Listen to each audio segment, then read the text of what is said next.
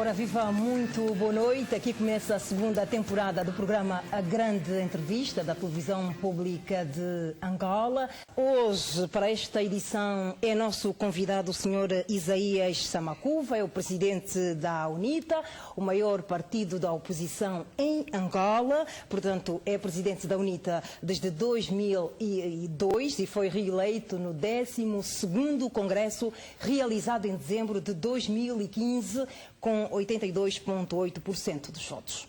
Muito boa noite e seja bem-vindo. Muito boa noite e boa noite a todos os telespectadores. Doutor Isaías Samakuva, a minha primeira questão seria, com essa percentagem que a minha colega acabou de apresentar, considera-se um líder incontestável da UNITA? Não. Não, eu considero que não há líderes incontestáveis. Para já, 82% significa que há ainda 18% de militantes da UNITA que não se revêem na minha direção. Mas portanto, é uma porcentagem já não é? Já a partir daí eu tenho que considerar que há 18% de militantes da UNITA que não se revêem. E como é que olha para esta diferença? Portanto, esses números de eleitores, no caso, que não se revêem na sua pessoa? É normal, eu considero que é normal. Aliás, onde há duas pessoas, há duas cabeças, duas opiniões. É significativo ter 82%, não é verdade? Mas é também significativo ter os restantes, ou a restante percentagem de militantes da UNITA que não se revêem na minha direção. E eu tenho de ter isso em consideração. Eu tenho de respeitar a opinião deles e tenho de ter em consideração o facto de que nem todos estão de acordo comigo. Para nós, é normal ganhar uma eleição com 82,8% de votos? Depende. No nosso caso, eu penso que aconteceu e é normal. É normal porque a eleição foi transparente, passou por um processo bastante longo a partir das províncias, aliás, a partir dos municípios, das províncias, e subiu para as estruturas centrais. Portanto, teve um processo de crivo bastante longo e chegou-se a uma altura em que os 80%, 82% se revelaram no fim. Uma vez que a eleição, o processo todo, aliás, foi transparente, eu penso que os 82% representam, na realidade, a vontade dos eleitores, portanto, a vontade do universo de militantes que estiveram no Congresso, que, aliás, vieram ao Congresso como delegados, representando o todo no país. Agora, não é normal... Eu lembro-me que em 2008, quando das eleições legislativas, a UNITA criticou muito o facto do MPLA ter obtido 81% dos votos, quando a UNITA perdeu os 54 deputados, porque considerava que em democracia não haviam resultados de 80 e poucos % de voto, mas o senhor ganhou com 82, quer dizer, sobretudo já parece normal, não é? Sobretudo numa democracia tutelada, onde as eleições são praticamente e são claramente fraudulentas. E no seu caso não se pode considerar uma eleição fraudulenta ao obter 82%? Completamente diferente. A eleição na UNITA... Houve transparência. A eleição na UNITA é completamente transparente. Todos participam, não só na eleição, mas na organização desta eleição. E todos veem os votos a ser contados. Portanto, os representantes de cada candidatura estão lá presentes, não só para verificar se o processo é de facto transparente, como também se a contagem é transparente. Eles estão lá. Na eleição, nas eleições que nós vemos... Quem é que garantiu que era uma eleição transparente? Aliás, houve vozes que se levantaram e onde se falava claramente de que teriam sido oferecidos carros e motas antes aos secretários provinciais, como uma maneira de compra do voto. Portanto, só por aí, a ser verdade, não é uma transparência. Os secretários provinciais são 18. Portanto, não podem representar os 82%. Mas exercem uma influência bastante no universo dos delegados que vêm das províncias. Não. O secretário provincial é secretário provincial.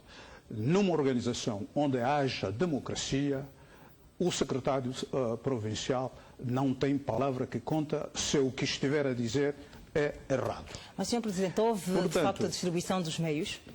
No caso A das viaturas distribuição, motorizadas. como há sempre, nós estamos a distribuir meios constantemente de acordo com as necessidades do partido. O facto de terem sido distribuídos poucos dias antes das eleições, não foram poucos dias antes. Não representa uma dúvida para quem vai para um partido? Não foram poucos dias antes. É assim. Nós distribuímos os meios que obtivemos a crédito e só podemos distribuir os meios de novo quando acabarmos de pagar a primeira leve. Por que acha que esse assunto foi levantado durante o Congresso, no seio do seu partido? Levanta-se sempre, há sempre uma ou duas pessoas que podem levantar um ou outro caso. É natural também. O que é importante é que, entretanto, essas dúvidas sejam esclarecidas em tempo devido, muito claramente, e todos compreendam. Se os secretários provinciais, para fazer até o próprio processo, para conduzirem o próprio processo eleitoral, precisam de meios de locomoção, é preciso dar-lhes esses meios de locomoção. E mais, o secretário provincial da UNITA não vê o carro distribuído pela direção como sendo o carro da direção. É o carro da UNITA, é o carro dele, resulta do esforço dele, é direito dele. Mas essa mensagem foi passada aos restantes concorrentes? Todos sabem. O concorrente que não sabe isso não tem sequer capacidade de concorrer. Portanto, todos sabem que o dinheiro que compra o carro na UNITA não é da Samacuva. É o dinheiro da UNITA. E quem o recebe é membro da UNITA. Portanto, não é Samacuva que está a dar. Não há secretário nenhum da UNITA que vai pensar, quando recebe o carro, vai pensar que é Samacuva que lhe deu. Não há. Porque sabe que é do dinheiro, até são eles que contribuem. A propósito dos concorrentes, falou agora, se calhar era essa a pergunta da minha colega. O que é feito dos concorrentes? Dos concorrentes. O que é feito dos concorrentes? Ao nível, da direção. Estão ali. Vimos praticamente o senhor Lucambagato desaparecer, numa quase não se vê. Os senhores é que estão a dormir. Sim, e onde é que eles estão? Os senhores é que estão a dormir. Onde é que eles estão? O general Lucambagato é deputado, sim, é secretário para autofinanciamento do partido, um cargo bastante importante. Autofinanciamento do partido? É ele que... O que é que isso significa, Sr. Significa que o Sr. General Lucambagato tem a responsabilidade de encontrar meios que possam facultar verbas para o partido. É responsabilidade dele. E o Sr. Kamalata Numa? O Sr. Kamalata Numa é membro do Comitê Permanente, é membro do Conselho da Presidência, é deputado, está na Assembleia, portanto, está em funções. Por conseguinte, se os senhores não o veem... Mas ele saiu da Comissão Política, não é? A Comissão Política, o camarada Numa é membro da Comissão Política. Portanto, se alguém vos diz que ele não é membro da Comissão Política, okay, é tudo mentira, ele é membro da Comissão Política. Estão integrados? Considera que completamente. Mas há outros nomes proeminentes na UNITA que, o caso do Marcelo da Chala e outros que não têm tido essa visibilidade. Marcelo da Chala foi convidado por mim para ser secretário da Comunicação e Marketing. E o Marcelo da Chala não pôde assumir essas funções porque, disse-me ele, está doente, tem uma doença que neste momento lhe perturba bastante, a posição normal que tem, onde se sente bem, é praticamente deitado, portanto sofre de coluna, veio agora de Cuba, há poucos dias, onde foi-se tratar, portanto foi convidado por mim, e ele deve estar-me a ouvir, porque o que ele está a dizer é verdade. Por conseguinte, pensar que o Sr. Presidente sente que há unidade no seio do partido e particularmente da Comissão Política ou do Comitê Permanente? Eu direi o seguinte, num partido verdadeiramente democrático ou numa organização verdadeiramente democrática não se pode esperar unidade no que diz respeito à totalidade dos membros. Haverá sempre um ou outro membro com ideias contrárias. Mas, desde que essas ideias sejam expostas em fóruns próprios e sejam debatidos e ele se encontre sempre em minoria, não é verdade? A unidade está lá, a harmonia está lá e é o caso da UNITA neste momento. Sr. Presidente, está a dizer que há unidade no seio do partido UNITA. Nunca a UNITA esteve tão tranquila, tão unida como agora. Mas quando se referiu da discussão interna em foros próprios, está-se a referir ao que aconteceu particularmente com a indicação do Sr. Raul Danda para vice-presidente do partido? Não aconteceu nada com a indicação do Sr. Raul Danda. Houve, por exemplo, a saída o abandono da comissão da estrutura diretiva do partido, por exemplo, por parte do deputado Fernando Heitor, que publicamente anunciou que não concordava com aquela indicação. Absolutamente, ele pode não concordar. Mas acabou por beliscar também a imagem da própria UNITA. Não belisca como? Quem nomeia de acordo com o Estatuto é o Presidente. O Presidente que, neste caso, foi eleito com 82%. Quem indica as posições, portanto, é o Presidente. Se um militante não concorda, primeiro, é direito dele, não é verdade? Temos que respeitar a sua opinião, é democracia, mas ele também, por sua vez, há de respeitar a opinião dos outros. Também é democracia. Portanto, decide retirar-se das... Mas a direção da UNITA recebe isso de ânimo leve, um quadro como o do Dr. Fernando Heitor, que tem alguma proeminência, portanto, que tem sido bastante ativo na defesa dos interesses do partido, portanto, retira-se por causa da...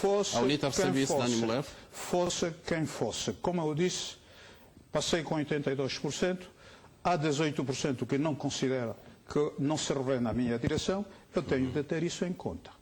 Há alguém que diz que não está de acordo com isso, eu tenho de ter isso em conta. Particularmente, qual é a posição que o Sr. Presidente tem em relação a esses 18% de eleitores que não se revêem na sua presidência? São militantes da UNITA, reforçam a democracia dentro da UNITA. Eu já disse várias vezes... Esse é o único papel deles? Não, eles são militantes e o papel de militante é trabalhar no sentido de fortalecer o partido. E estão a fazer. Portanto, eu não estaria também satisfeito se estivesse à frente de um partido de sim senhor, sim senhor, sim senhor, graças ao Sr. Presidente, graças a quem. Não estaria satisfeito.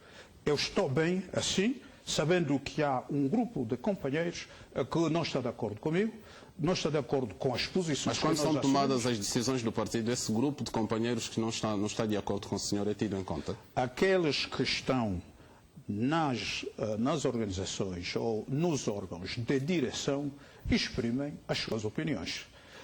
E, como Partido Democrático, o princípio de trabalho para nós é respeitar a opinião da maioria. Muito bem. Portanto, eles põem as suas opiniões, muitas vezes podem ter razão e, nessa altura, essas opiniões são aderidas por um maior número de pessoas, respeita-se essas opiniões. Se não forem aderidas, não tiverem adesão de mais membros, naturalmente estão em minoria e essas decisões são tidas em consideração, são decisões. Muitas vezes nós tomamos uma decisão e vamos ter de refletir porque o outro tomou outra decisão ou pensou de outra forma e temos de aprofundar. E eles também têm, de acordo com o nosso estatuto, a possibilidade de voltar à reunião 2 vezes. Portanto, a primeira vez a decisão deles não é tida em conta, podem voltar a segunda vez com a mesma opinião, melhorada se calhar, e a terceira vez. Se a terceira vez ainda estas opiniões forem tidas como não aceitáveis, então a decisão prevalece aquela decisão que foi tomada pela maioria. Muito bem, portanto, aqui não há problemas. É bom que haja decisões... Há democracia na UNITA. Haja opiniões diferentes. Reforça a democracia, reforça até a vitalidade do partido. Portanto, para nós isso não é problema. Muito bem. O senhor assumiu a liderança da UNITA em 2003, com 70 deputados. E em 2008 perdeu 54 deputados. Portanto, e em 2012 apenas conseguiu, 32 deputados. Acha que está em condições de levar a UNITA a uma vitória eleitoral? Eu acho que sim. Eu acho que sim. Porquê?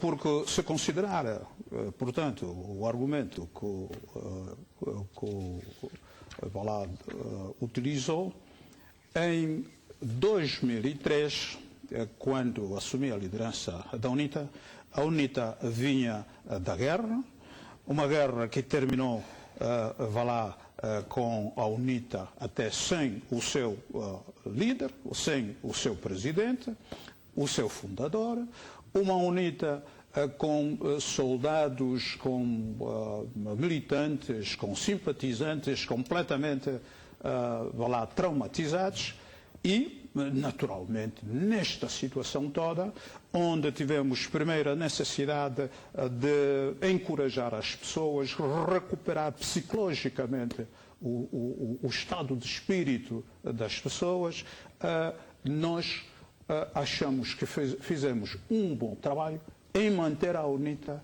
viva. Mesmo a redução do número de deputados. Pensavam que a UNITA acabou. Mesmo perdendo 54 deputados. Não, eu estou a contar como é que foi. Portanto, muitos naquela altura diziam que a UNITA acabou. E a UNITA, entretanto, manteve-se de pé, evoluiu para as eleições. Até havia aqueles que vaticinavam o fim administrativo da UNITA, quer dizer, chegados à eleição não conseguiriam o número suficiente de deputados ou a percentagem suficiente para continuar, mas a UNITA continuou. A UNITA continuou e foi consolidando as suas posições, foi transmitindo a sua esperança numa UNITA ainda forte e, ao fim de mais 4 anos, a UNITA veio para 32 deputados. Considerando, eu volto a dizer olhando aqui, para os números, o que é que considerando as fraudes todas. Portanto, nós estamos a subir. Nós estamos a subir todos os dias. Nós viemos até 2015, em dezembro de 2015, com cerca de 1.250.000 membros. Mas só de dezembro, qual é o número de militantes que tem neste momento? Só de dezembro de 2015 até a última reunião de há uma semana... Sim, mas qual é o número de militantes que a UNITA tem neste momento? Neste momento, é o que eu estou a dizer, portanto, só de dezembro para cá, a UNITA conheceu o crescimento de cerca de 600.000... Mas atendendo ao universo do eleitorado, estamos a partir dos dados, pelo menos de 2012, onde o universo dos eleitores em Angola era de aproximadamente 8 milhões. Acha que com 1 milhão e poucos militantes que a UNITA tem, pode ganhar eleições? É assim. Precisaria de pelo menos mais de metade desse número, não? É assim. Não há nenhum país, e muito menos Angola, em que todos os cidadãos sejam militantes deste e daquele. Mas os militantes é um voto garantido, não? Às vezes. Porque... Sim, mas partindo dessa dúvida, até pode perder os 1 milhão e poucos que já tem, não é? Não, o que eu estou a dizer... Pode ser um fator negativo para a própria UNITA. O que eu estou a dizer é que há partidos que têm militantes convictos. É o caso da UNITA? É o caso da UNITA. E há partidos que apresentam números elevadíssimos de militantes ou aliciados, com promessas que não se cumprem, ou até que, por conveniência, porque tem de manter o seu emprego, na verdade, tem de se apresentar como militante daquele partido. E aqueles que Primeiro, geralmente aderem mas em segundo lugar, nem todos os angolanos hoje, segundo os últimos dados, estamos em cerca de 27 milhões de habitantes. Normalmente, metade dos habitantes constituem o universo do eleitorado. Portanto, estaremos com 13 milhões, mais ou menos, de habitantes. Dos quais 1 milhão e tal? 13 milhões e tais. Se nós considerarmos que muitos desses habitantes não têm partido, desses eleitores não têm partido, mas que vão votar, então nós temos a sua mensagem para os indecisos, todos os indecisos, é isso? É para todos? Os indecisos. Não são só os indecisos. Há aqueles que estão decididos, mas não pertencem a nenhum partido. E aqueles que têm estado a desistir da UNITA e aderem ao partido no poder? São muito poucos que desistem da UNITA. Nós temos estado a ver aqui na TPA histórias de militantes da UNITA que passaram por lá. Não temos estado a apresentar factos. É mentira. Que factos? São histórias que factos? Os factos são esses que eu trago aqui. Estes aqui são os factos. O resto mas são factos apresentados pelo os factos são esses. Esses são os militantes do MPLA que vêm com os seus cartões e entregam. Mas isso é o que é que o senhor está apresentando? Os factos são esses milhares de angolanos que se juntam à UNITA todos os dias, não é? e que estão aí. Agora, apresentar, dizer que há 700 e tal membros... Mas o senhor está convicto que vai ganhar as eleições com base nessas imagens que tem? Não quero acreditar... Eu estou a dizer que os factos são esses. Os factos não são aquelas histórias que apresentam de 700 e tal membros que se passaram Presidente, para o MPLA, mas que depois só se apresentam Sim. e quando vamos ver no terreno é um indivíduo que era da UNITA em 1975, passou-se para o MPLA em 1978 e hoje é apresentado como... Ou seja, o senhor Presidente não acredita nesses números. Bom, não, eu vou para o terreno, viajo para o país, o que eu encontro é isso que estou a mostrar. Mas a minha questão... Muitos membros do MPLA... Sim, o senhor Presidente não está a responder a minha questão. Nós estamos a falar de eleições, quem vai para as eleições para ganhar ou perder. Se o senhor perder as eleições, está preparado para aceitar os resultados? Se eu perder as eleições e que estas eleições sejam claras, transparentes, eu tenho que aceitar o resultado. Mas a UNITA nunca aceita os resultados eleitorais Porque em Angola. Não. Desde 1992, contestou de 2092, contestou em 2008 e contestou em 2012. Nunca aceitou os resultados eleitorais. Em 1992, a UNITA aceitou as eleições. A história que se conta por ali de que a UNITA não aceitou as eleições é uma pura mentira. Há no Conselho da Segurança uma carta do Dr. Savimbi a dizer que aceitou as eleições. Há uma resolução do Conselho de Segurança das Nações Unidas a agradecer o facto de Savimbi ter aceito o resultado das eleições. Isso está documentado com resoluções do Conselho de Segurança. O que a UNITA fez em 1992 é, naturalmente, levantar o facto de ter havido irregularidades.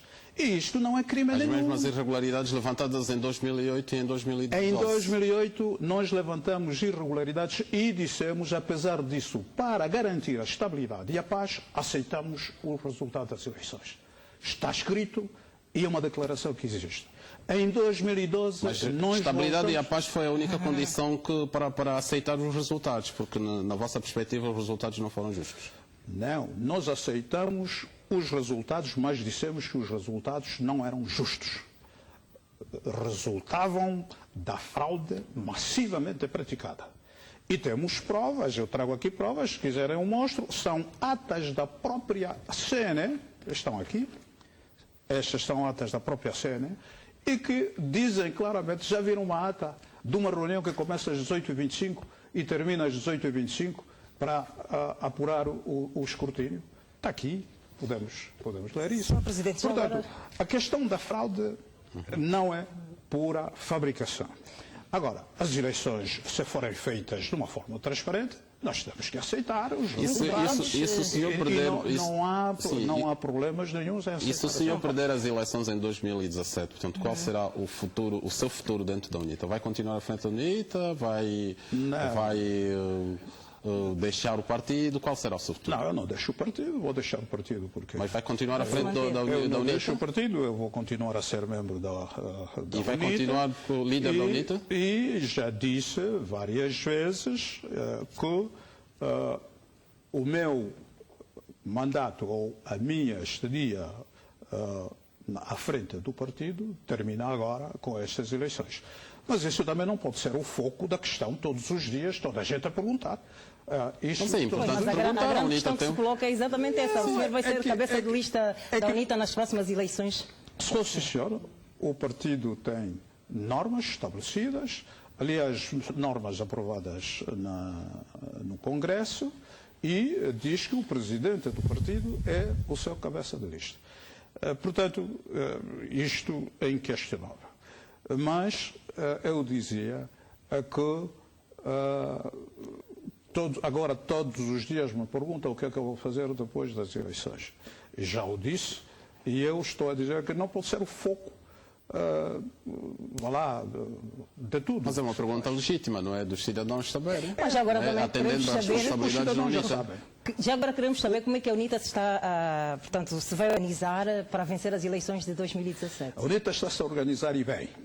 Como? Está-se a organizar e bem. Naturalmente, isto faz parte da estratégia do partido. Não é aqui, à frente dos ecrãs da TPA, que eu vou dizer como é que... Mas o senhor está a falar para milhares de